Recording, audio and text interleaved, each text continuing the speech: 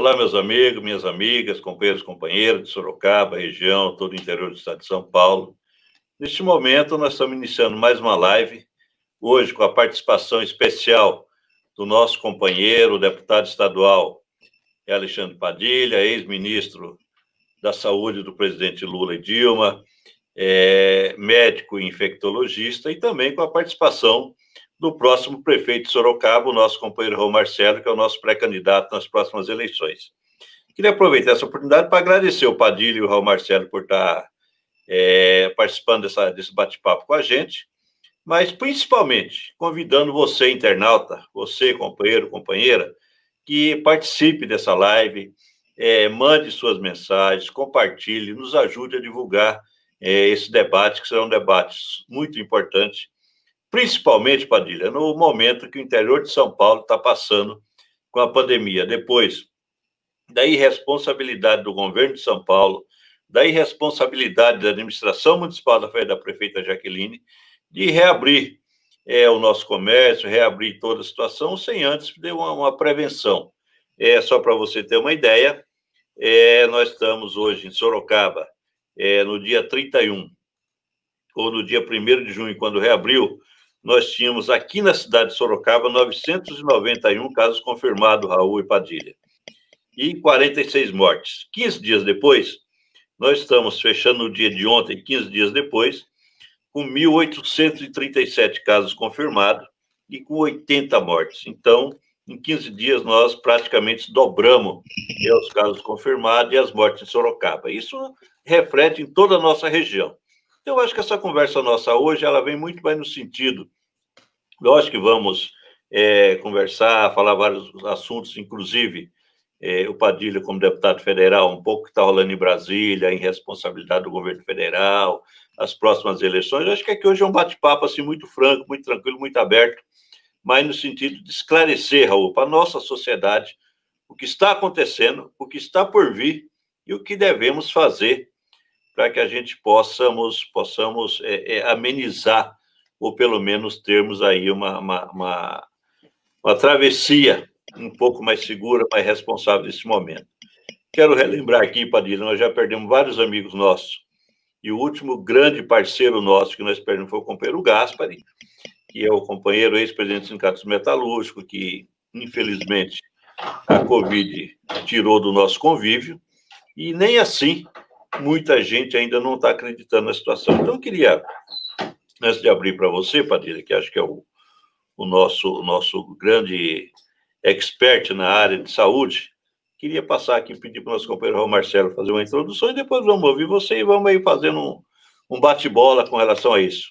Imagino que essa live nossa deve durar por volta de 1 hora e nesse período a gente possamos conversar sobre todos os aspectos, mas principalmente como está a situação, o que fazer e qual a possibilidade, qual a perspectiva de saída dessa situação que encontramos. Raul. Maravilha.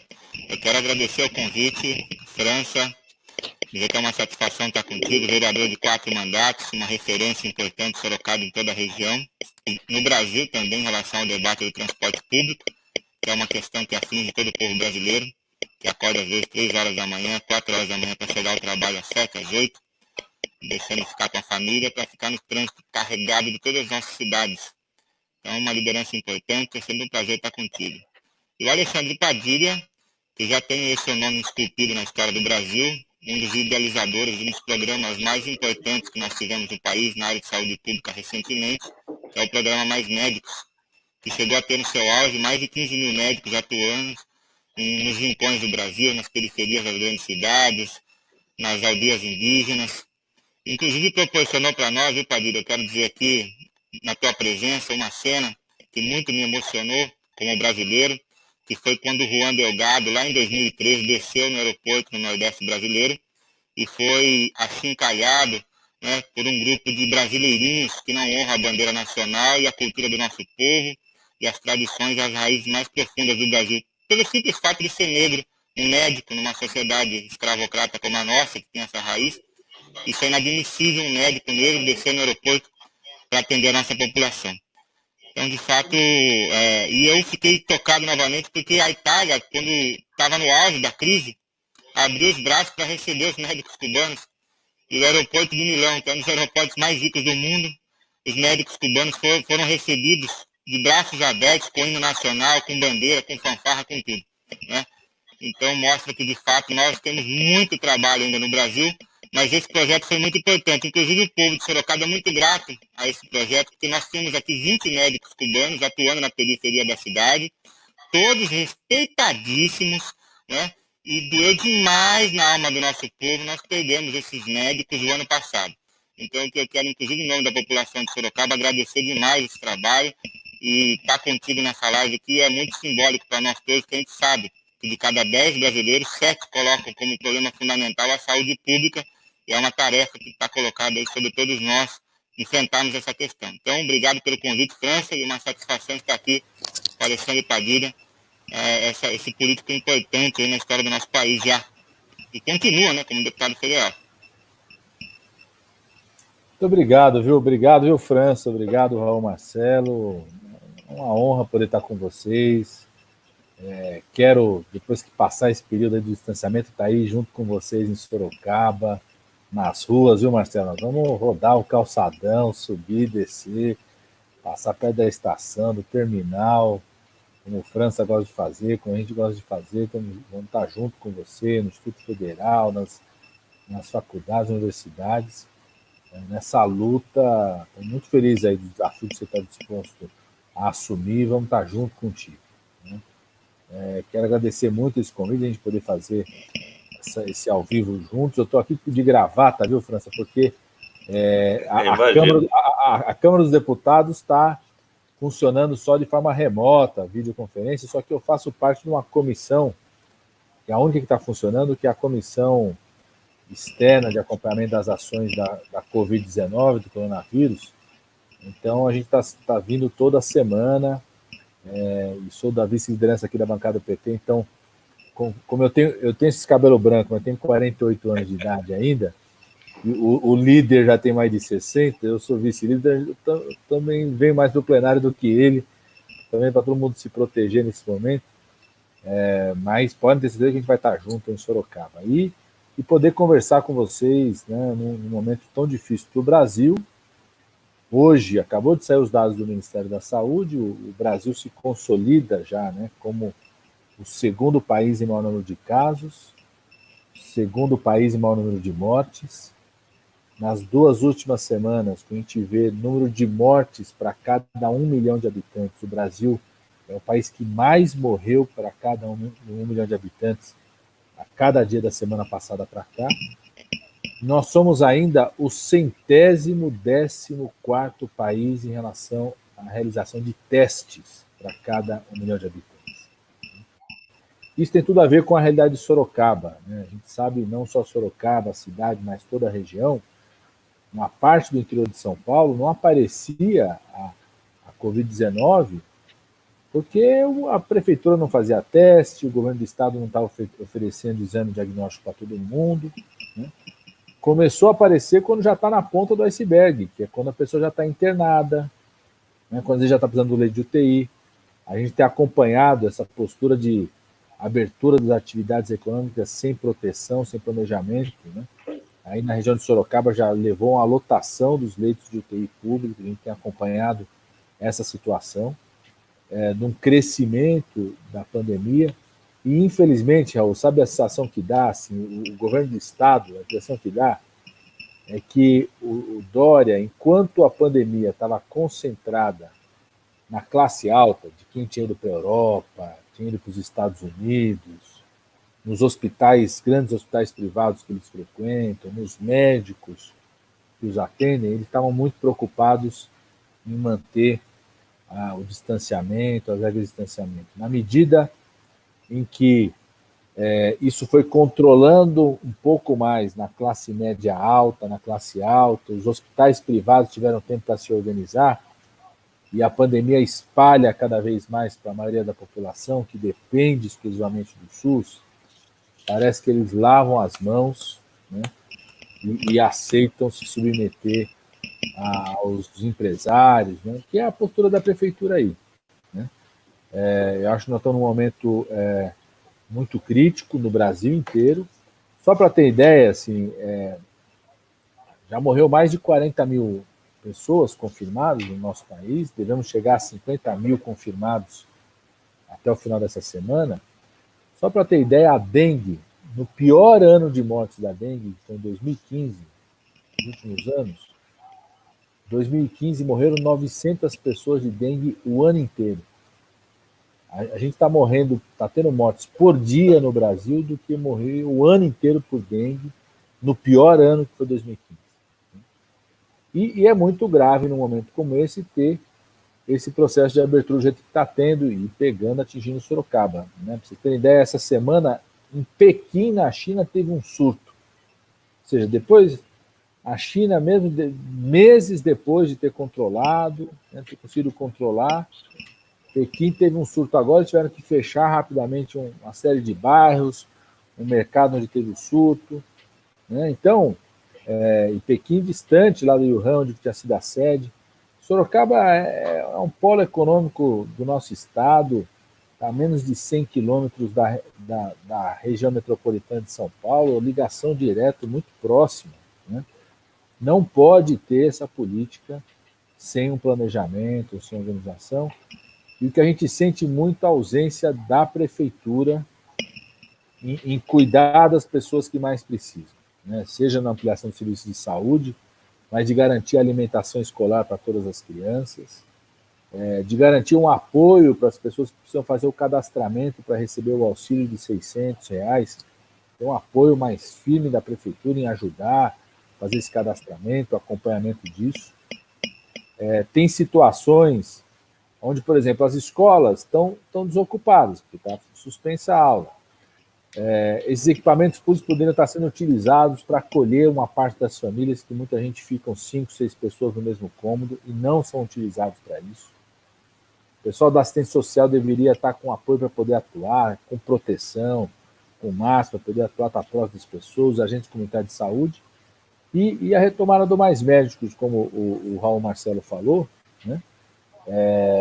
Que infelizmente o governo federal não está tomando essa atitude. Então a gente está num momento difícil, a gente precisa estar muito unido, junto com o nosso povo, junto com o povo que mais precisa e mais sofre, junto com os especialistas, informações que a academia nos fornece, para que a vida esteja em primeiro lugar. Né? A gente tem que proteger a vida, porque não existe economia preservada sem vida.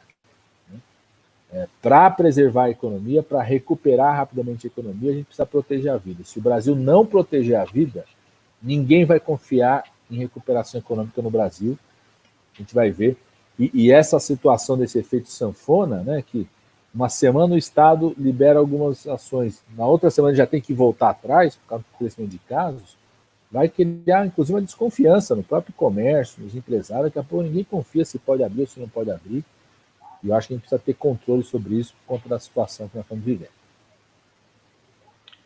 Então, Alexandre Padilha, eu acho que, primeiro, eu queria chamar a atenção da nossa sociedade, que ainda nós temos muita gente que não acredita na realidade do Covid, inclusive por conta da ação do presidente, que nós temos o Estado, num primeiro momento, fazendo um trabalho de fechamento, de quarentena, nós temos as prefeituras, no primeiro momento, até fazendo um trabalho assim bastante respeitoso, ou bastante convincente.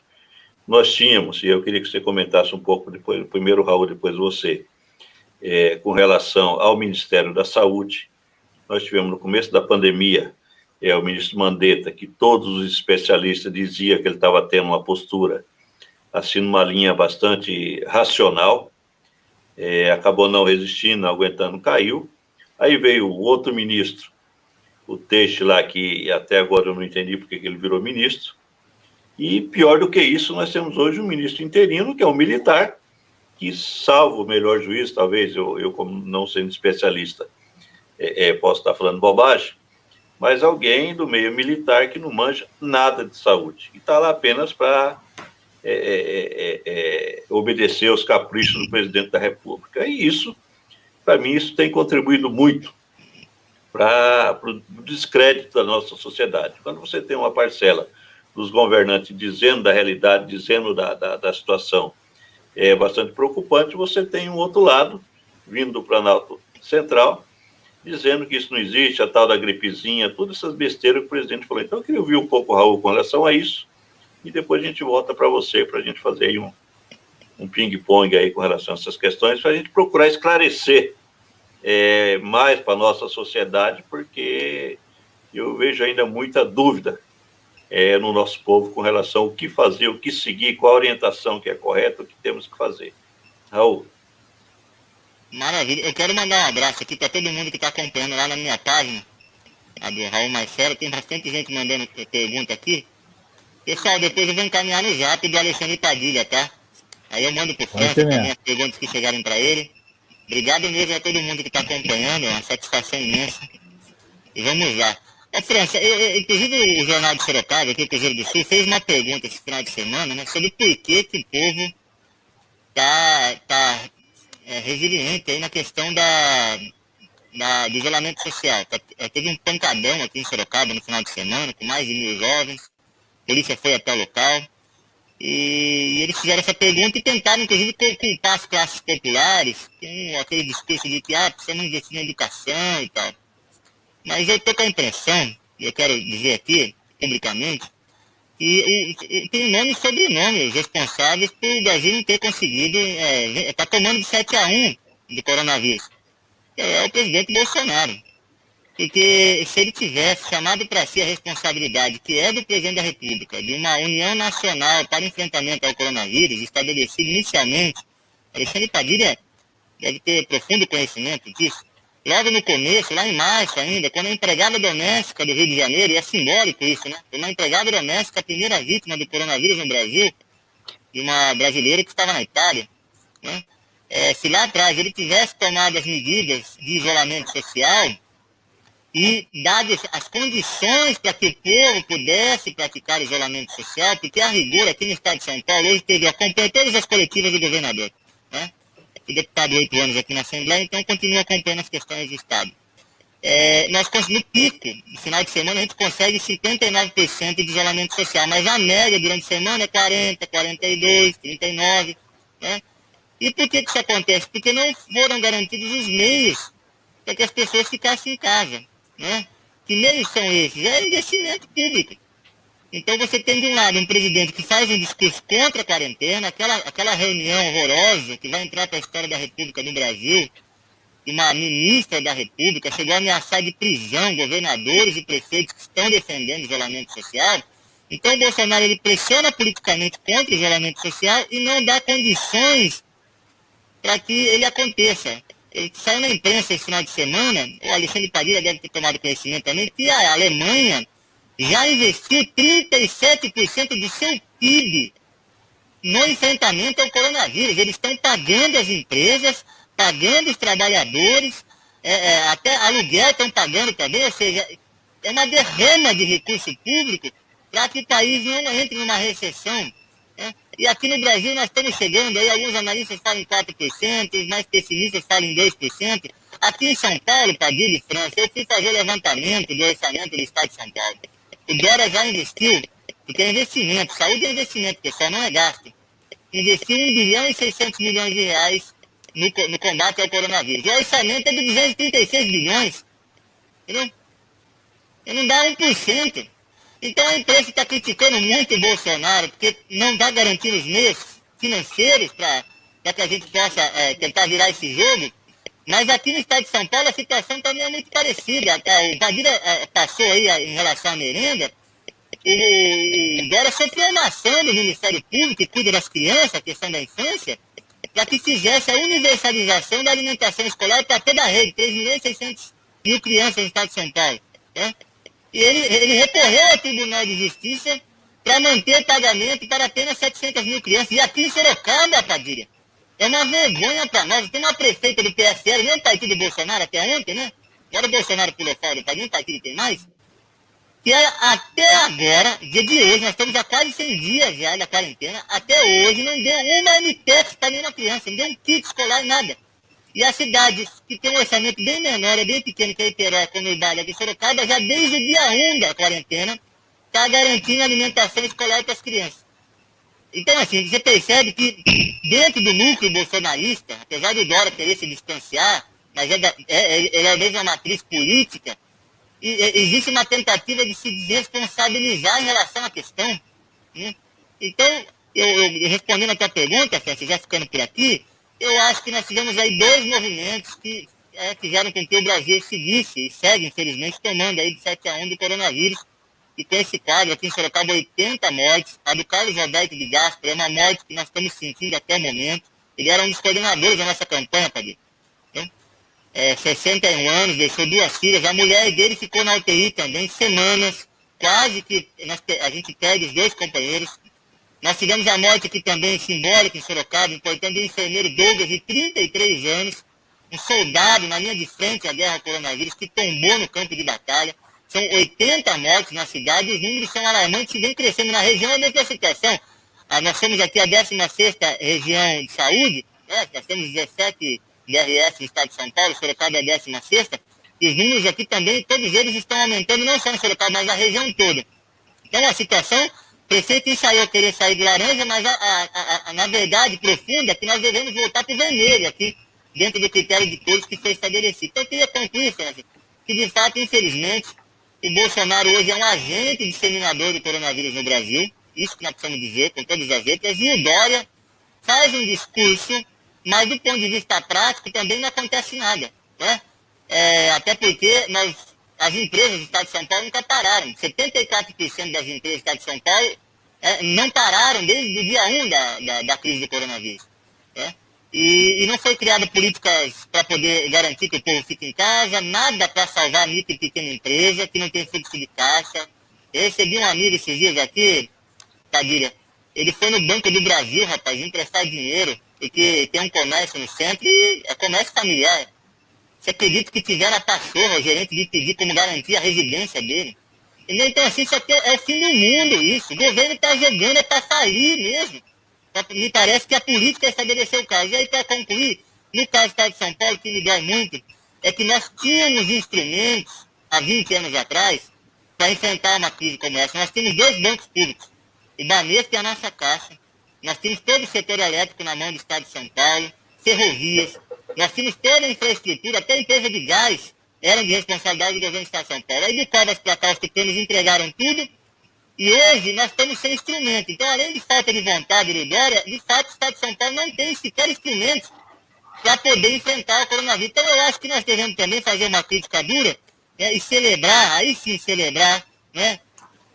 Enterrar de vez esse pensamento neoliberal tacanho, porque o povo brasileiro, as nações que ganharam a guerra com o coronavírus, ganharam porque tem Estado nacional organizado, forte, com interesse público orientando a ação dos políticos. E isso em São Paulo, infelizmente, nós não temos mais. Então, respondendo a tua pergunta, eu acho que é um misto de tudo isso, viu, Francis? Falta de vontade política e falta também dos instrumentos, porque, infelizmente, os tucanos jogaram fora esses instrumentos importantes de organização da intervenção do Estado na realidade social. E aí o povo brasileiro está pagando um preço grande. Então, nós precisamos fazer um ajuste de contas também para o futuro mudar todo esse quadro. Então, eu primeiro queria pedir para você tentar dar uma melhorada no seu som, que está dando muito eco. Então, sua voz está saindo meio deturpada, então era bom ver que você consegue dar uma melhorada aí. Eu queria, Padilha, antes de você entrar, quando o Raul coloca desse editorial do Jornal Cruzeiro do Sul em Sorocaba, é bom lembrar, Raul e Padilha, que o Jornal Cruzeiro do Sul, a rádio, a Fundação Baldino do Amaral, foram defensores da candidatura a Jair Bolsonaro.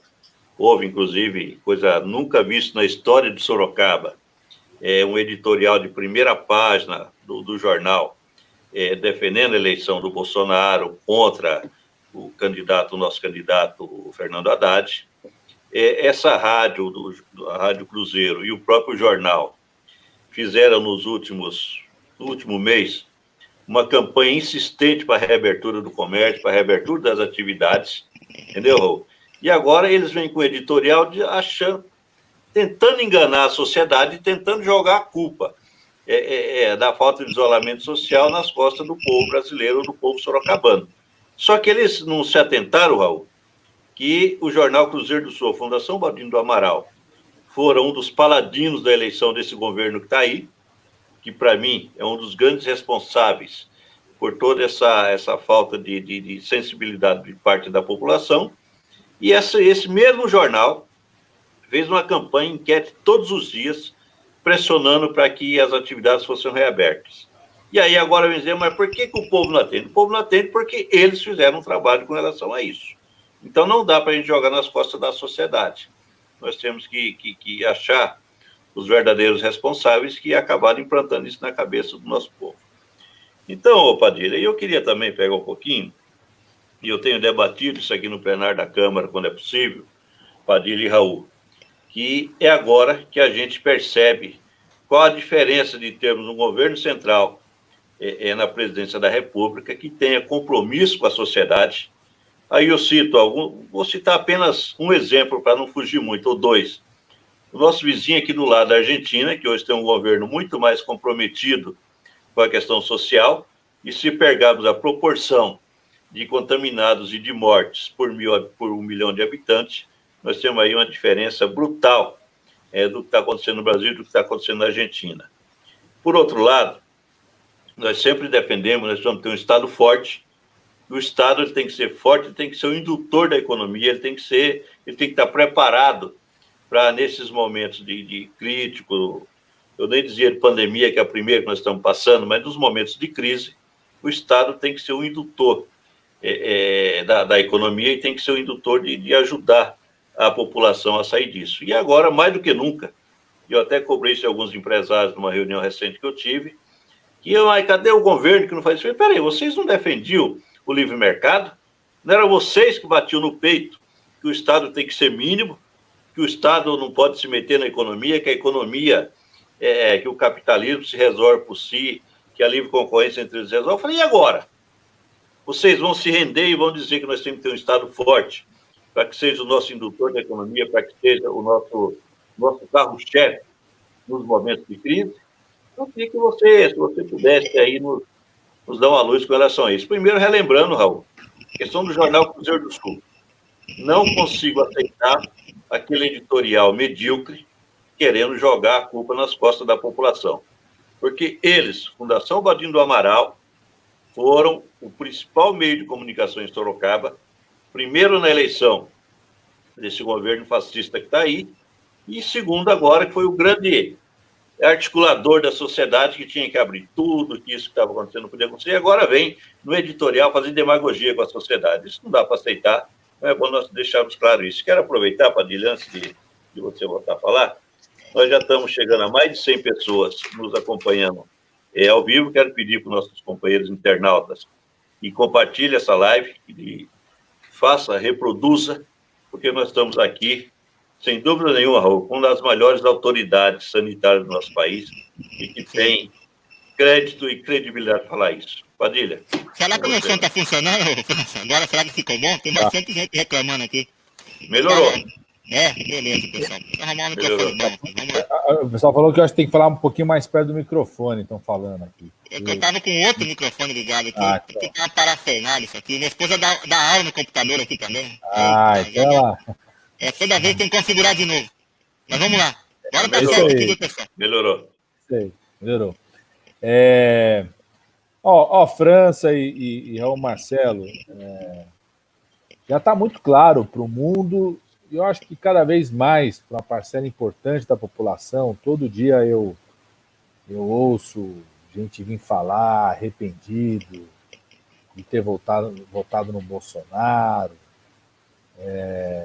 Não pode dizer que não sabia, né? Porque Bolsonaro sempre mostrou o seu lado de desprezo em relação à vida, mas o mundo inteiro já responsabiliza Bolsonaro como responsável pelas mortes do nosso país. A ONU, a Organização das Nações Unidas, mais ou menos um mês atrás, fez no seu relatório, um relatório que avaliava a situação da pandemia no mundo inteiro, preocupação sobre violação de direitos humanos em vários lugares, fez um capítulo só sobre o Brasil.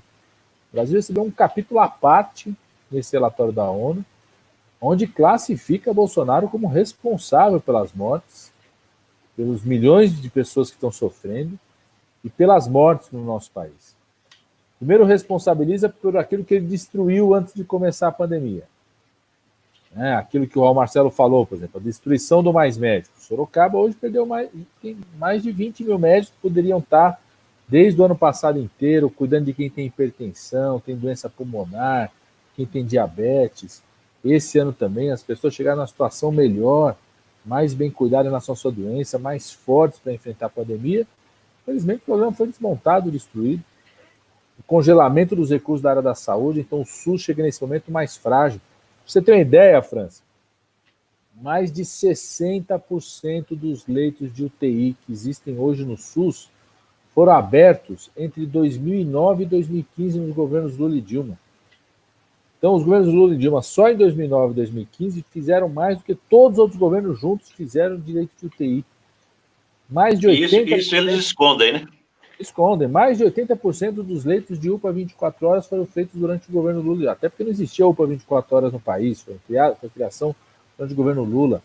Mais de 90% dos leitos de unidades críticas intermediárias, que a gente chama, que é quase na UTI, foram feitos nesse período. Então, Bolsonaro já é acusado antes de começar a pandemia, de alguém que fragilizou o SUS nesse relatório da ONU. E quando começa a pandemia, é gravíssimo, porque aí ele é visto como alguém que, como você falou, França, o Raul estava dizendo também, que estimula as pessoas para o genocídio. Até porque Bolsonaro aposta. Ele aposta numa política genocida. O que Bolsonaro tem na cabeça? Eu estou falando porque ele já falou isso. Ele disse o seguinte: isso aqui só vai parar quando tiver 70% do povo infectado. Então ele aposta em deixar esse povo se infectar o mais rápido possível, para chegar a 70%, 80%, independente de quantas pessoas que morram. Essa é a aposta do Bolsonaro.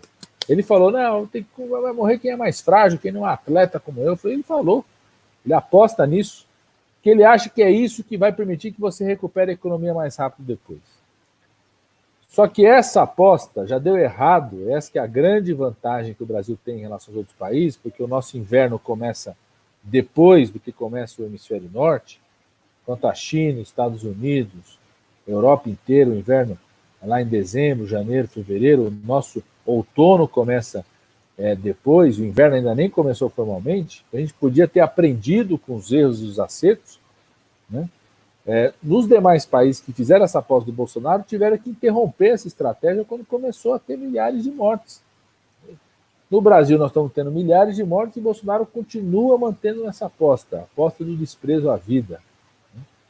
E essa postura dele, Raul Marcelo e França, de não fazer com que o dinheiro chegue no bolso do povo, para o povo poder ficar em casa, é proposital, que é para obrigar as pessoas a ter que sair de casa, se expor, pegar o vírus, é para obrigar o patrão a convocar os trabalhadores para reabrir o comércio e as pessoas irem para lá com medo de ficar sem a renda. Essa situação dele não oferecer para o pequeno e para o médio empresário capital de giro, para o pequeno e médio empresário poder se manter nesse momento, manter seus trabalhadores contratados, fazer reformas necessárias, porque o pessoal que trabalha com restaurante, trabalha com bar, com pequenos, vai ter que fazer reforma para proteger as pessoas na reabertura. Esse capital de giro que eles não fornecem. E olha que a gente votou tudo aqui no Congresso Nacional, nós aprovamos o auxílio emergencial, aprovamos o chamado orçamento de guerra, ou seja, esse ano o governo federal não precisa manter o congelamento de recursos da saúde, está liberado para investir mais recursos para garantir capital de giro para o pequeno e para o médio empresário, pode fazer o que a Alemanha fez, que o Raul Marcelo estava dizendo aqui, de manter uma parte do salário, manter uma parte das empresas, né? Não faz porque despreza a vida, não faz porque não está preocupado com a maioria do povo brasileiro. Então, se as pessoas tinham dúvida de quem é Bolsonaro, Bolsonaro é esse. A vantagem é que ele não representa o povo brasileiro, né? Eu acho que esse jornal aí que fez esse editorial deve estar com vergonha do que fez. Em algum momento, mais cedo ou mais tarde, vai ter que fazer um editorial reconhecendo a postura genocida de Bolsonaro, a tragédia de que Bolsonaro não representa o povo brasileiro. Nós somos melhores do que o Bolsonaro. Muita gente que votou, eu não concordo com quem votou, mas já está se arrependendo, tem que estar disposto a ouvir novas propostas, outras alternativas, e a disputa municipal vai ser um espaço importante para isso. queria retomar o papel do governo do Estado, porque o governo do Estado tem um papel decisivo, porque uma parte da renda das pessoas tem que ser mantida pelo auxílio emergencial, por crédito, que é o governo federal que tem que garantir esse crédito, porque, como foi dito aqui o Raul Marcelo, os governos estaduais não têm mais bancos. Mas, por exemplo, a Sabesp, né? Pensando no Estado como um todo, eu sei que Sorocaba, a garantia d'água por outro, mas pensando no Estado como um todo, o papel que a Sabesp tem no Estado, por exemplo, de chegar para os pequenos comerciantes, para o pequeno médio empresário, o seguinte, ó, durante esse período todo, se tiver dívida com água, não precisa pagar, pode parcelar, não precisa recolher o valor da conta d'água, que eu vou bancar, porque a Sabesp todo ano tem lucro, e divide esse lucro entre os acionistas da Bolsa lá em Nova York. Né? A Sabesp podia ter um papel muito importante nesse sentido, pensando no Estado como um todo. Né? A Prefeitura tem um papel decisivo, por exemplo, de reparcelar a cobrança de IPTU para o pequeno e para o médio comerciante, para as pessoas. Né? Muitas vezes uma pessoa tem uma casa, paga IPTU em dia de classe média, e ele é responsável, por exemplo, por manter uma diarista. Né? Às vezes, se a prefeitura chegasse, não precisa pagar agora, pode parcelar, não vamos cobrar essa dívida agora, poderia garantir uma renda para que essa pessoa pudesse manter o salário da diarista sem a diarista vir se expor para trabalhar nesse momento, ou seja, ajudar toda a sociedade a manter a renda das pessoas. Né? A prefeitura tem um papel muito importante, podia aliviar a vida do pequeno comerciante nesse momento, né, para que ele pudesse manter o seu comércio fechado, para proteger seus trabalhadores, proteger a sociedade e manter o pagamento do salário dos seus trabalhadores. Infelizmente não é isso, não é essa atitude. E todas as condições para a prefeitura foram dadas aqui pelo Congresso Nacional. Nós aprovamos na primeira semana da pandemia, foi a primeira votação, viu, Raul Marcelo e França, a primeira votação remota que teve aqui na história da Câmara dos Deputados foi uma mudança na regra da alimentação escolar para autorizar a prefeitura a usar o recurso que recebe da alimentação escolar do governo federal para levar comida em casa das crianças, porque a regra da alimentação escolar, né, não autorizava a prefeitura a fazer, com esse dinheiro, fazer cesta básica para cada das pessoas, tinha que ser alimentação dentro da escola. Quando começou a pandemia, a suspensão das atividades, nós fizemos mudanças, que durante a pandemia da Covid-19, a prefeitura está autorizada a pegar esse dinheiro e garantir a entrega da comida na casa das crianças. E tem que manter a regra de manter uma parte da compra, pelo menos 20%, da agricultura familiar, dos produtores locais, que tem um papel muito importante para a região inteira de Sorocaba, né? Pegar os municípios que têm produção agrícola, pensando na região inteira. Sorocaba ajuda também uma parte do Vale do Ribeira também, ajuda até uma parte da região de outras regiões, até Ourinhos, ou seja, um conjunto de municípios que são fornecedores de alimentos aqui da agricultura familiar para o nosso estado, poderiam estar sendo beneficiados mantendo a renda. Mas a prefeitura não garante. O Dória anunciou essa semana uma coisa vergonhosa, que ele está dizendo que ele vai dar R$50 para cada família, para um aluno da rede pública estadual. Ele está dizendo que é o Vale Merenda, quando ele deveria garantir alimentação escolar para todas as famílias, né? Porque isso é um peso na renda muito grande para as famílias. Um dos motivos que as pessoas estão tendo que sair de casa é porque elas tinham na alimentação escolar, às vezes, a principal alimentação da sua criança. Tomavam café, um lanche, o almoço, pelo menos 2 refeições as escolas garantiam. As famílias estão tendo que arrumar dinheiro para comprar comida para os seus filhos, porque os governos municipais não estão garantindo isso que deveria garantir para todas as crianças da rede pública. Preparar a rede pública municipal para as ações de retomada. Nesse momento, a prefeitura tem que estar fazendo reformas nas escolas para, quando a gente puder voltar a ter aula, ter lugar para o professor, para o técnico da educação, para o trabalhador da educação, para as crianças lavarem a mão, ter lugar adequado para a higienização, ter lugar adequado nas salas, né, de você repensar, inclusive, a divisão das salas. Tem sala, na rede pública estadual, tem sala que não abre nem a janela da sala. Tem 50 crianças dentro da sala, crianças e jovens dentro da sala, e não abre a janela. Fazer as reformas em relação a isso. Preparar, garantir a educação nesse período, como disse o Raul Marcelo. Nós estamos tendo uma crise sanitária gravíssima, como eu falei para vocês. Já morre por dia o que morreu por dengue o ano inteiro em 2015, no pior ano de morte da dengue. foram 900 mortes, morre por dia isso de Covid, mas também estamos tendo uma profunda crise educacional que é silenciosa ainda, porque as crianças da rede pública municipal e da rede pública estadual, nesse período que tiveram que ter a suspensão das aulas, não tiveram, como disse aqui o Raul Marcelo, por parte da prefeitura, uma orientação pedagógica, um kit escolar, capacitação dos professores para poderem fazer coisa à distância, instrumento para as famílias poderem, nesse período, né, ter acesso à internet, atividades. Não estão tendo isso. Então, você está tendo crianças que estariam no momento de alfabetização, de melhoria dessa educação, que estão perdendo esse momento. Isso vai ter um impacto muito grave para as pessoas mais pobres, para a maioria da população que depende da rede pública educacional. É uma crise educacional também gravíssima. E a gente precisa de uma prefeitura que seja aliada nisso, né, Marcelo? E não tenho dúvida nenhuma que esse tema da pandemia vai ocupar o debate das eleições municipais, porque a gente vai ter que discutir tudo. Transporte coletivo, como é que é os ônibus, né? Os ônibus que não propaguem mais a pandemia, como é que é o local do emprego mais próximo de onde a pessoa vive e mora, os projetos habitacionais, condição de moradia. Não é só o debate da saúde, todo o debate da cidade, inclusive de Sorocaba, vai estar em torno das saídas aí para superar a pandemia da Covid-19. Maravilha.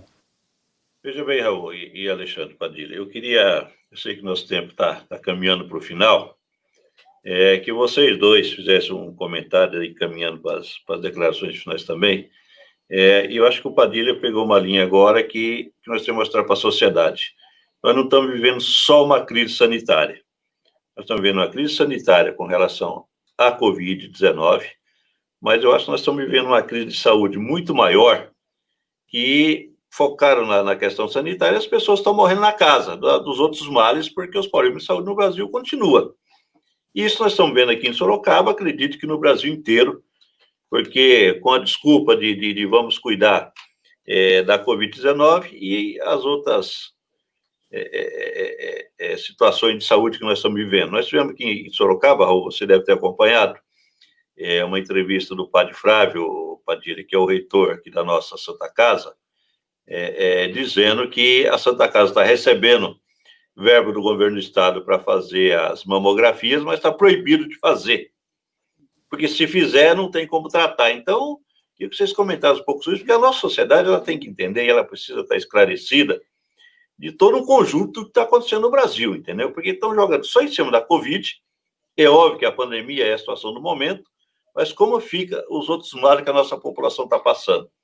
Como fica a questão econômica dos pequenos e médios empresários, que é quem mais contrata no nosso país, e que o Estado, no sentido município, Estado e governo federal, deveria estar dando assistência. A própria questão da ajuda emergencial. Nós estamos chegando aí no terceiro e último ajuda emergencial de R$600, que também é bom deixar claro, acho que o Padilha podia depois falar um pouquinho sobre isso, que se dependesse do governo que está aí, essa ajuda seria de R$200, foi uma negociação do Congresso, os partidos de esquerda, com mais uma parcela de outros partidos e outros parlamentares, que forçaram o governo a chegar a 600. E agora, nós, se dependesse do Paulo Guedes, que é o grande posto Ipiranga falido do governo Bolsonaro, queria dar R$200, e agora está dizendo, até aceita prorrogar, mas R$300. O que seria 200? O que é R$300 se tiver que prorrogar, tendo em vista que a crise continua muito séria no nosso país. Então, acho que é importante a sociedade entender um pouco isso, que eu acho que nós estamos passando aí por uma série de situações, que a crise sanitária é verdade, que a crise na saúde, do modo geral, é a crise econômica, entendeu? Então, aí tem até a crise educacional, que eu confesso que é a primeira grande liderança que eu vejo falar sobre isso, Raul, entendeu? Do que vai acontecer com as nossas crianças na hora que passar essa pandemia. Tem o absurdo. E aí a prefeitura de Sorocaba, Padilha, que é pior ainda do que o governo do estado, ela, depois de 90 dias de pandemia, vai começar amanhã a entregar o cartão alimentação para apenas 8 mil crianças em Sorocaba, quando nós temos na rede municipal quase 60 mil crianças em Sorocaba. E aí vai entregar para 8.900 crianças. Quer dizer, é um absurdo, uma vergonha do que está acontecendo hoje com nossos governantes. Então, eu queria que Raul fizesse um apanhado com relação a isso, depois do Padilha, para a gente caminhar para o encerramento, Eu sei que o Padilha tem outros compromissos ainda hoje, está no Congresso Nacional, e o nosso internauta estão aqui nos acompanhando. Quero agradecer, já passamos de 100 internautas conectados com a gente, que todos possam compartilhar, possam reproduzir essa nossa live aqui, para que a sociedade possa ser esclarecida o máximo possível. Raul. França e Padilha, eu vou ficar com uma dívida aí com todo mundo. Tá me ouvindo agora, França? Porque eu tive agora que trocar tá bom, agora deu certo. O computador aqui, pessoal, ele é compartilhado aqui em casa. E eu acho que nós tivemos um problema aqui, desconfiguraram tudo o meu microfone.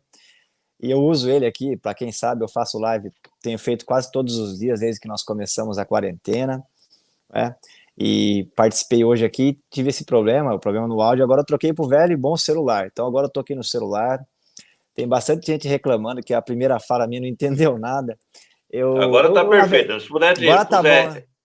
Vou fazer um pouco, fique à vontade. Vou fazer o repeteco. Pessoal, inicialmente, eu agradecia a possibilidade de estar junto com o Alexandre Padilha, porque se vocês não sabem, é importante saber, entendeu? É uma grande figura da política no Brasil, já entrou para a história do nosso país por ter proporcionado ao nosso povo o primeiro contato com o médico, né, o programa Mais Médicos, que envolvem médicos do Brasil e do estrangeiro, e sobretudo numa segunda fase, médicos cubanos que atenderam esse pedido do Padilha e do governo brasileiro na época e vieram socorrer a nossa população, que muitas pessoas, Padilha, ao longo de uma vida inteira nunca tinham tido contato com médico, né, nas ocas indígenas, lá no fundo da Amazônia, nas periferias do Brasil, entendeu? No interior dos estados. São mais de 60 milhões de brasileiros que tiveram contato com o médico no programa Mais Médicos. E nós ficamos muito tristes, os sorocabanos, porque aqui em Sorocaba passaram 20 médicos cubanos só no ano passado, e o Bolsonaro pôs fim a esse programa importante, né? E teve uma cena também reveladora da história do Brasil, que eu acho que, inclusive, historiadores aqui 100 anos, viu, Padilha?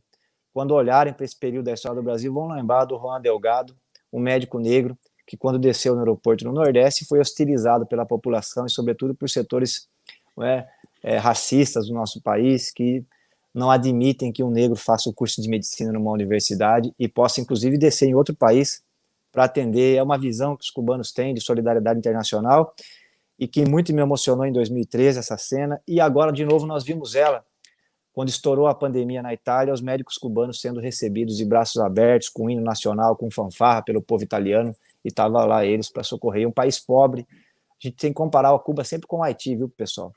País muito pobre e exporta médicos. Então é uma prova de que dá para mudar a sociedade, é a política que muda, e é o Estado que muda. Por isso que eu estou muito feliz aqui hoje nessa reunião, e eu queria dizer o seguinte, que é por conta disso que nós estamos lutando para ter o comando do Estado Nacional. Essa é a briga, entendeu? Porque só o Estado Nacional fortalecido é que pode fazer com que o coronavírus não continue com esse placar de 7-1, que é o que está acontecendo hoje.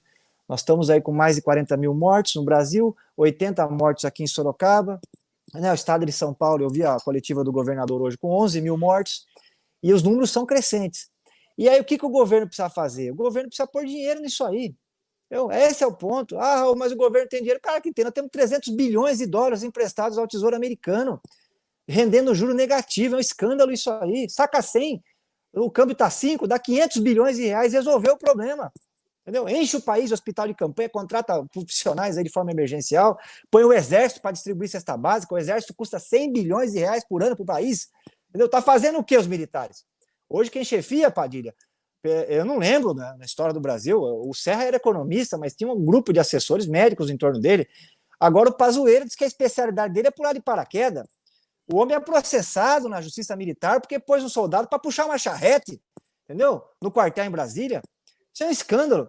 E agora ele mudou a geografia brasileira ao incluir o Norte e o Nordeste no hemisfério Norte, inclusive tentando justificar a expansão do coronavírus no país.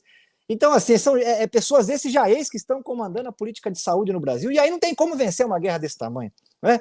E o França pergunta o que precisa fazer. Eu acho que nós precisamos converter todas as esferas do Estado, tanto o governo federal, que infelizmente com o Bolsonaro não dá, porque nós estamos defendendo o impeachment dele já não é de hoje, não é? Com o Bolsonaro não tem condição, né?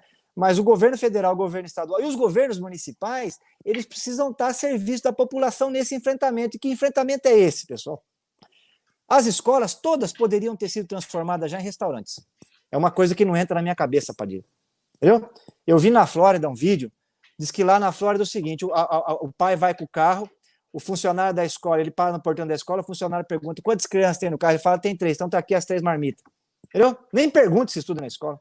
Porque na escola tem restaurante, já tinha contrato celebrado com as prefeituras para fornecer a merenda, era só manter, entendeu? Todo mundo ali de máscara, de luva, né? As merendeiras trabalhando, entendeu? Com espaçamento, daria para manter essa política importante, ninguém passaria fome. Olha, faz 20 dias que o Dória anunciou que o Bom Prato vai servir comida de graça para moradores em situação de rua.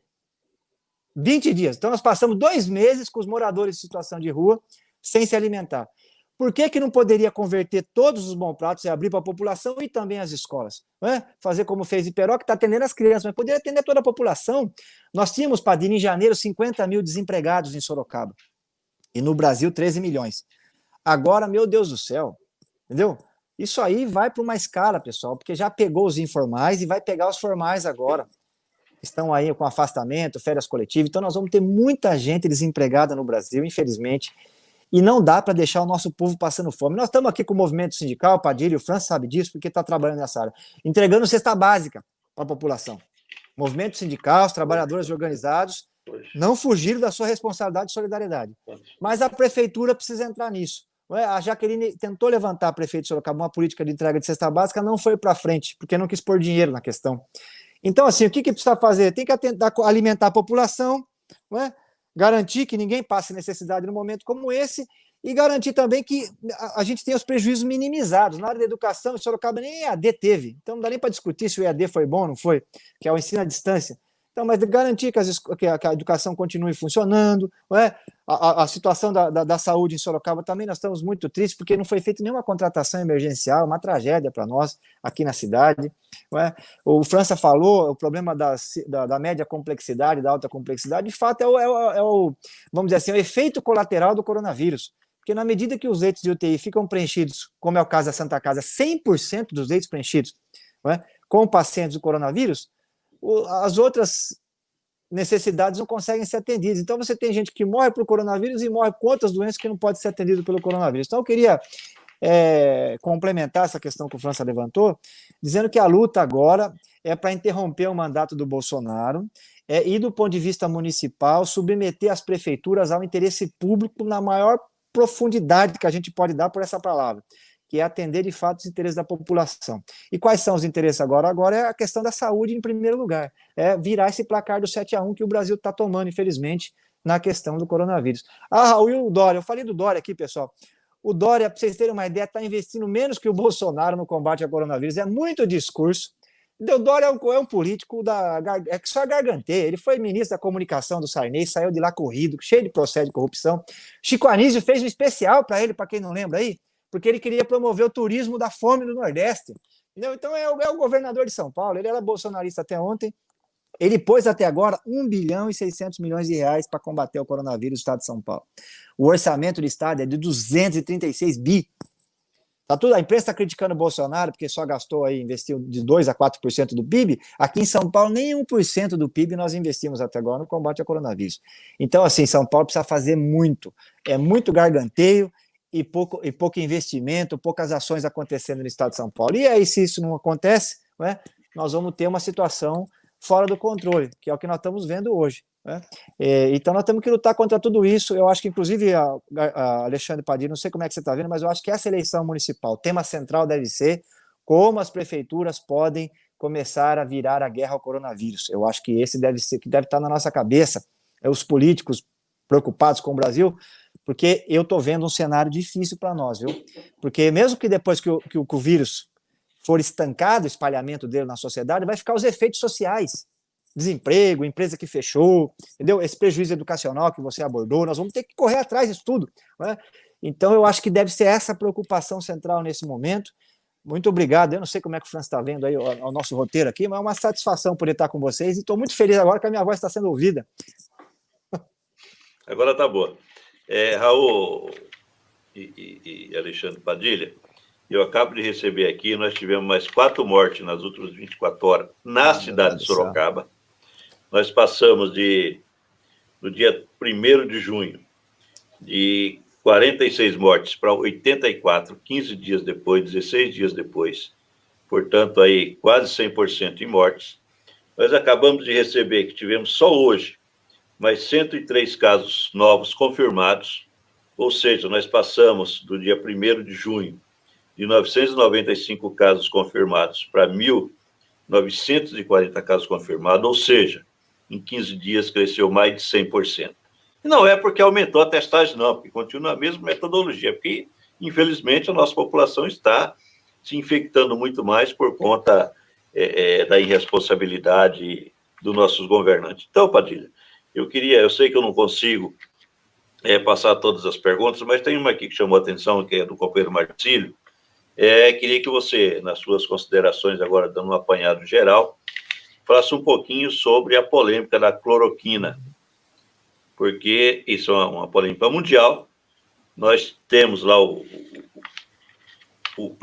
governo amigo do Bolsonaro, que é o Trump, fazendo um discurso equivocado na minha avaliação, o Bolsonaro seguindo o mesmo discurso, e a prova disso é que é os dois países campeões de infectados e campeões de morte no mundo. Então, o Marcílio pede para te fazer essa pergunta, para que você fale um pouquinho com relação a isso, e já caminhando, nós já estamos chegando aqui a 1 hora do nosso bate-papo, que você fale tudo que tiver que falar, e já caminho para as considerações finais. Fica à vontade. E o som do homem tá bom também, hein? Opa, França, aqui tá funcionando. Ótimo, França, ótimo, Raul Marcelo. Foi muito bom. Em primeiro lugar, foi muito bom a gente poder conversar. Ficou à disposição de a gente poder fazer outras vezes, viu, Raul Marcelo, França? É porque eu estou convencido também, viu, Raul Marcelo? O debate sobre a pandemia vai estar no centro das discussões, não só das eleições, do programa de governo nos municípios, mas será um dos temas centrais nos próximos anos nos municípios, uns 2, 3 anos. Se a gente, os mais otimistas, por exemplo, apontam para que a gente possa ter uma vacina acessível, partir aí, quem é mais otimista dizendo no primeiro semestre do ano que vem. E eu não acredito que sendo otimista e sendo realista, se der tudo certo no final do ano que vem, ou seja, ao longo do ano que vem inteiro e até 2022, a gente vai estar vivendo esse período. Não significa que a gente vai ter que ficar trancado o tempo todo, não. A gente vai ter momentos de distanciamento, mas de volta. Então isso vai impactar em tudo. Vai ter que debater o tema da escola, o ano letivo, a estruturação da escola, a alimentação escolar, o transporte coletivo, como a gente falou, questão do emprego, como você garante que o emprego está mais próximo da casa das pessoas. Vai ter que debater o tema dos projetos habitacionais, como você tem equipamento cultural, vai ter que debater o cuidado para o idoso, né? Qualquer debate das eleições municipais vai ter que falar qualquer proposta para o idoso na cidade, que tem que ser bastante protegido nesse momento, né?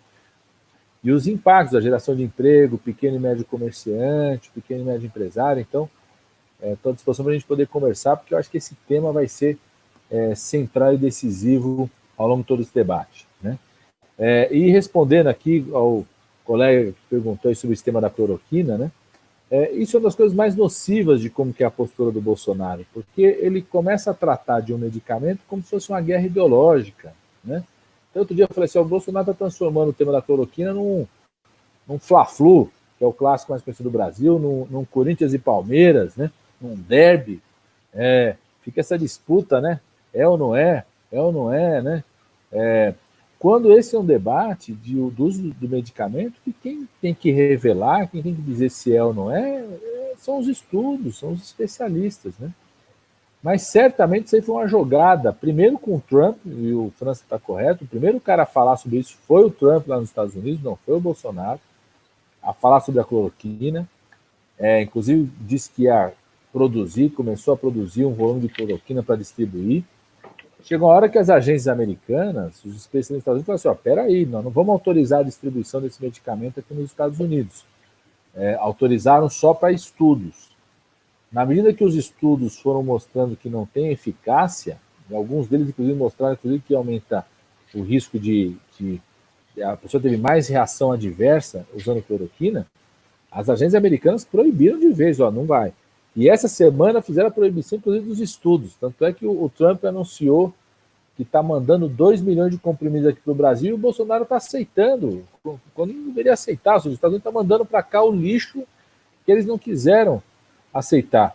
E você pegou na veia, França. Se a cloroquina fosse boa, os Estados Unidos não era o país que tem o maior número de mortes do mundo. Né? Não era.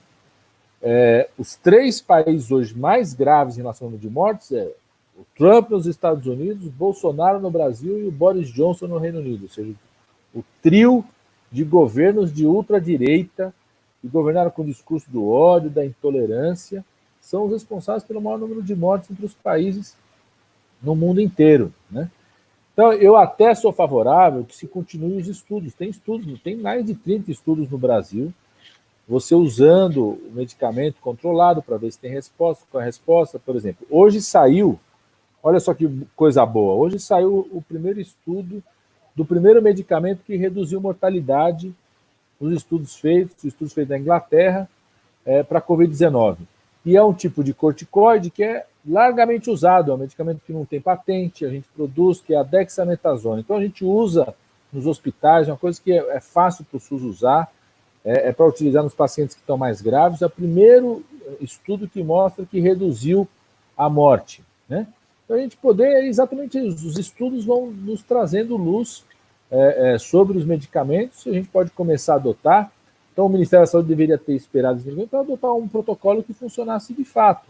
É muito grave o que o Ministério da Saúde fez, por isso que o Bolsonaro fez uma ocupação militar no Ministério. Hoje completa-se 30 dias de ocupação militar no Ministério da Saúde. E por que botou um militar lá? Por que não botou ninguém da saúde, que o França estava questionando? Porque ninguém da saúde ia aceitar assinar essa distribuição da cloroquina sem você montar junto, né, uma recomendação clara, um acompanhamento com estudos e uma estrutura para o profissional de saúde que está lá na ponta poder, inclusive, acompanhar se tem reação adversa ou não. Não foi montado uma recomendação sem estrutura. Por exemplo, o médico que está aí na ponta de Sorocaba não vai poder fazer o eletrocardiograma para saber se a pessoa tem algum problema no coração ou não, antes de dar a medicação.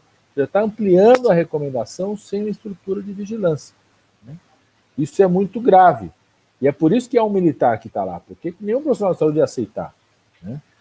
E eles tentam esconder a pandemia escondendo os dados. Né? Tentou fazer uma mudança nas informações, a Justiça obrigou, o STF obrigou o Ministério da Saúde a voltar a informar. Foi inclusive uma ação que envolveu o PSOL, viu, Marcelo? Né? O PSOL entrou um partido, o PCdoB, um conjunto de partidos, o PT esteve junto também nessa ação. O Ministério da Saúde foi obrigado a voltar a divulgar, hoje divulgou, 6h30 da tarde, os dados, porque o STF obrigou a divulgação dos dados. Por isso que a gente continua tendo acompanhamento dessas informações. Então, eu quero agradecer muito a conversa, viu, França, o Marcelo, ficar à disposição de vocês, à disposição do pessoal de Sorocaba. Quero mandar um abraço, porque me mandaram a mensagem aqui, que o João Pedro, que é um garoto jovem, escreveu aí, ele é um João Pedro desenhista, ele desenhou outro dia um desenho meu, e ele está querendo uma live comigo, ele entrou com a mensagem aí. Falei, João Pedro, vamos fazer uma live sim, viu, João Pedro? Vamos marcar a live aí, João Pedro desenhista. O pessoal falou que mandou uma mensagem, o João Pedro está mandando a mensagem para a gente marcar uma live. Ontem ele tinha mandado o desenho, eu publiquei o desenho dele, agora a live, então um abraço para o João Pedro, um abraço a todos de Sorocaba. Mais uma vez a gente sentia a falta, né, do companheiro Gasparinho, ou seja, a perda que nós tivemos, de outros companheiros que nós já tivemos na cidade de Sorocaba, e vamos na luta, né? É só a luta pela vida, para fazer com que a gente salve vidas em Sorocaba, na região inteira, nosso estado de São Paulo, no Brasil, porque, como disse bem o Raul Marcelo, nós estamos, infelizmente, governados por um projeto genocida do Bolsonaro, né? E tem na prefeita em Sorocaba um representante do partido do Bolsonaro, do PSL, e por um projeto elitista, privatizante do Dória, que até se preocupou em salvar vidas quando as vidas que estavam sendo perdidas eram ali da turma da classe alta, do entorno deles, os médicos deles, os hospitais que eles frequentam. Depois que a pandemia foi para a periferia da região metropolitana e para o interior do estado, como está indo para Sorocaba, eles lavam as mãos e deixam a coisa acontecer, e quem vai sofrer é a maior parte do nosso povo. Então, temos que estar junto nessa luta. Um grande abraço, França, um grande abraço ao Marcelo. Quando passar tudo isso, nós vamos estar junto com você aí, ao Marcelo e França, caminhando pelas ruas de Sorocaba, pelo terminal ali, no calçadão, no comércio, conversando com as pessoas, tá certo? Um grande abraço aí para todo mundo. Raul, suas considerações finais, meu irmão. Olha, eu quero agradecer, pedir desculpas aqui pelo problema no áudio, agradecer o convite, França, um vereador de 4 mandatos, uma referência para nós aqui em Sorocaba e do debate do transporte também, não só em Sorocaba, mas no Brasil inteiro. O transporte coletivo é uma coisa muito importante na vida do povo brasileiro. As pessoas às vezes acordam às 3 horas da manhã, 3h30, para poder chegar ao trabalho às 7, às 8, por conta do trânsito pesado e o fato de nós não termos uma política forte de transporte coletivo no Brasil. Eu critico muito o governo do estado de São Paulo, me debati muito, fiquei 8 anos na Assembleia nesse tema, França. Cidade de São Paulo tem 78 quilômetros de metrô. Cidade do México tem 200. Escândalo isso aí. É um escândalo. A China está agora inaugurando 400 quilômetros de metrô para cá, trem-bala, interligação do país inteiro. Então mostra que se o Estado Nacional estiver convertido ao interesse público, a gente pode melhorar a vida do nosso povo, e não é pouca coisa, não. Nós estamos aqui com um homem que participou de um projeto importante para levar médicos para o interior do Brasil, e se nós colocarmos recursos para valer, Alexandre, nós conseguimos aí em 2 gerações resolver o problema da saúde no Brasil, formando médicos. Por exemplo, a região de Sorocaba não tem uma faculdade que forme médicos com viés público, para atender a saúde da família, atender a periferia, não é? A gente não tem, a gente só tem aqui a PUC, é R$8.000 a mensalidade, mais material didático, é só as famílias que têm uma renda muito alta conseguem colocar o filho lá. E se nós fizéssemos uma universidade pública aqui com a medicina, nós íamos formar médicos e poderíamos cobrar depois a atuação deles na periferia. Então resolve, pessoal, os problemas têm solução, entendeu? Eu fico vendo muita gente aí triste, né, preocupada com o futuro do Brasil. Se nós assumirmos as rédeas do processo político brasileiro, em 5, 6, 10 anos a gente começa a mudar as coisas, e nós temos um histórico já recente de que as coisas podem acontecer. O Alexandre Padilha fez parte do governo Lula, Sorocaba recebeu a UFSCar aqui, França. Nós temos 2.700 alunos na graduação e 300 na pós-graduação, tudo de graça, entendeu? O Bolsonaro, Padilha, até agora não bateu um prego na região de Sorocaba, mas não colocou uma tábua, um palanque, nada, não tem nem anúncio de obra. O ministro dele, o Ramos, naquela reunião dos palavrões, falou que ia retomar as obras paradas, o Guedes mandou ele calar a boca na reunião, e ele calou. O Brasil tem 36 mil obras paradas, só essas obras que fossem retomadas, nós já podíamos gerar milhões de empregos no país. Entendeu? Ele falou lá, inclusive, em plano Marshall, New Deal, o Guedes mandou ele calar a boca, acabou, não tem nem retomada de obra no país. Então, assim, nós, de fato, nunca precisamos tanto do Estado Nacional como nesse momento da história do Brasil, pessoal, e o coronavírus está deixando isso aí muito claro. Os países que conseguiram vencer essa guerra com tranquilidade, venceram porque tinham um Estado Nacional organizado para isso.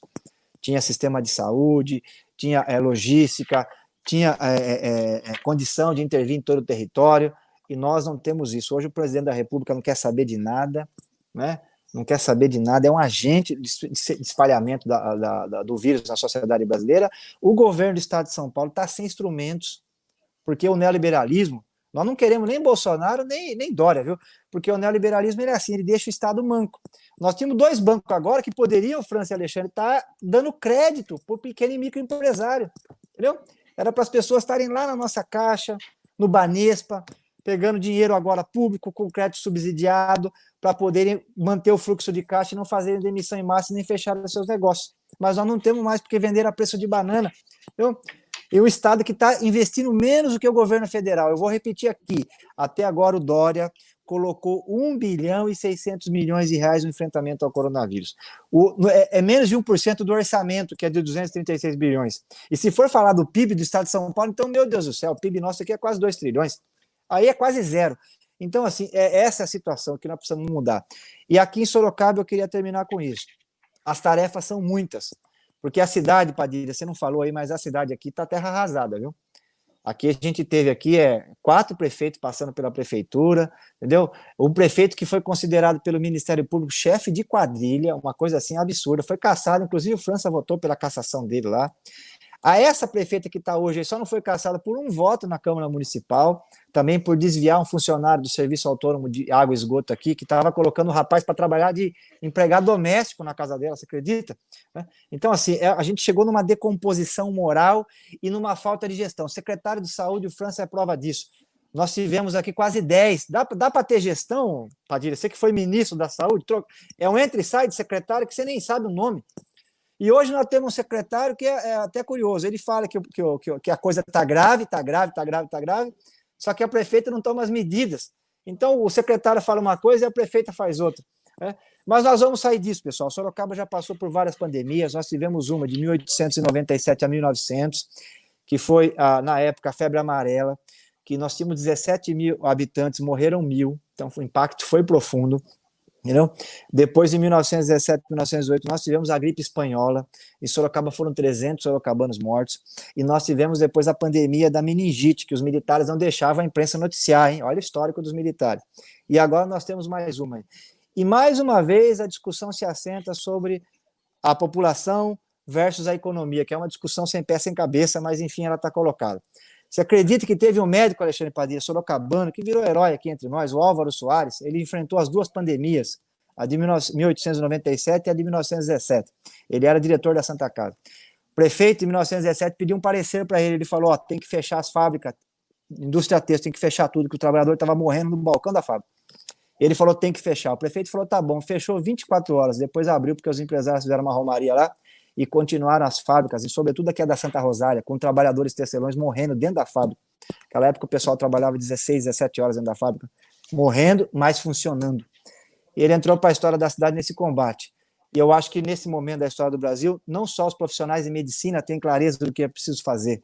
Nós somos 70%, pessoal, da população. Tem muita gente sabendo que o governo federal, o governo estadual e municipal precisam viabilizar os meios para que a gente possa ter o isolamento social acontecendo, alimentação para o nosso povo, sistema educacional acontecendo, entendeu? Políticas de emprego e renda e por aí vai. Então é por conta de tudo isso que eu estou muito feliz de participar aqui com dois brasileiros que estão arregaçando as mangas e estão trabalhando nesse sentido, não é?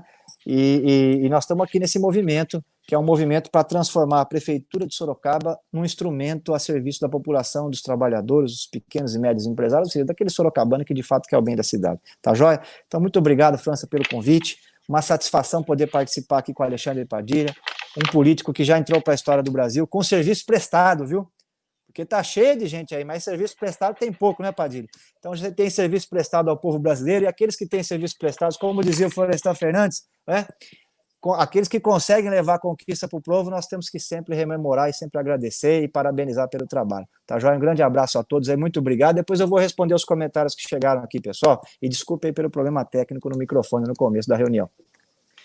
Obrigado, Raul. Eu queria partir para o encerramento agradecendo mais uma vez o companheiro Raul Marcelo, nosso próximo prefeito de Sorocaba, o nosso sempre parceiro, sempre amigo, sempre companheiro Alexandre Padilha, nosso deputado federal.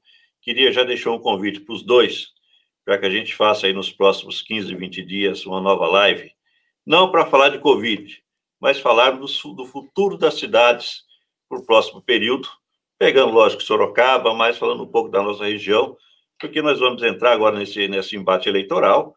É notório, temos que, apesar da pandemia, mas nós temos que trabalhar o futuro de Sorocaba, então eu queria deixar esse convite para que a gente possa programar uma live para falarmos exclusivamente do processo eleitoral, do que o povo espera dos próximos governantes. Nós queremos conversar com isso, sobre isso para Sorocaba. Quero mais uma vez agradecer a todos e quero deixar aqui em nome do Padilha, do Raul e os nossos sentimentos para as mais de 35 mil famílias que já perderam seus entes queridos. Hoje passou de 45 mil mortes no Brasil. Então, quero deixar aqui os nossos sentimentos, diferente do cidadão que está lá no Palácio do Planalto. Nós realmente sentimos pela perda desses irmãos, dessas irmãs brasileiras, e que as famílias tenham aí todo o conforto divino para que possa superar isso. E pedir a Deus que essa pandemia passe o mais rápido possível, que nossos governantes acordem e façam o que tem que ser feito. Obrigado, Padilha, obrigado, Raul. Obrigado ao nosso internauta. O pessoal está pedindo para fazer um informe aqui, sábado, aproveitar a audiência que está grande aqui, e quem vai assistir a gravação também depois, que é mais gente ainda, para avisar que sábado nós vamos ter o debate sobre saúde pública com o Ismael, a Daniela Valentim e a Regina. Então tá todo mundo convidado aí, vai acontecer às 17 horas, vai ser tudo online, viu, pessoal? Porque tem o distanciamento social que é para discussão do programa de governo, né? Porque nós temos que vencer a guerra ao coronavírus e projetar o futuro. Então, nós vamos ter sábado essa plenária de discussão do programa de governo sobre o sistema de saúde pública, como é que fica, como é que não fica. Tá joia aqui em Sorocaba. Beleza, Tá Raul, obrigado aí pela lembrança, obrigado, Alexandre Padilha, obrigado, Raul, obrigado, um abraço, França, até a próxima. Eu que agradeço. Até a próxima. Um abraço, Sorocaba. Obrigado, obrigado.